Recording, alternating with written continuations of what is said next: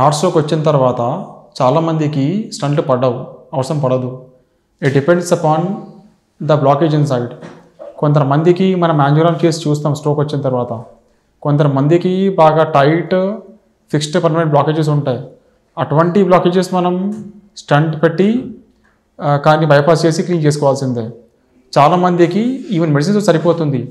They have something called as soft clots, thrombus లాగా ఉంటుంది మొత్తం. థ్రాంబస్ ఒకవేళ ఉంటే మనం ఒక ట్యూబ్ కానీ పైపు పెట్టి ఆ థ్రాంబస్ క్లాట్స్ తీసేసిన తర్వాత మనం దానికి మెడిసిన్స్ పెడతామన్నమాట. మళ్ళీ ఇటువంటి వాళ్ళకి మనం ఒక 3-4 days అయిన తర్వాత వీళ్ళు చెక్ యాంజియోగ్రామ్ అనమాట చూస్తాం. అంటే ఒకవేళ ఈ బ్లాకేజ్ కరిగిపోయిందంటే ఉందా. And some people may require repeat angiogram after 1 month also. So ఒక గుండె స్ట్రోక్ వచ్చిన తర్వాత అందరికీ స్టంట్ అవసరం పడదు. కొంతమందికి ఈవెన్ మెడిసిన్స్తో కూడా సరిపోతుంది. It depends on the problem underline. Thrombus ఉంటే we can do without stent also.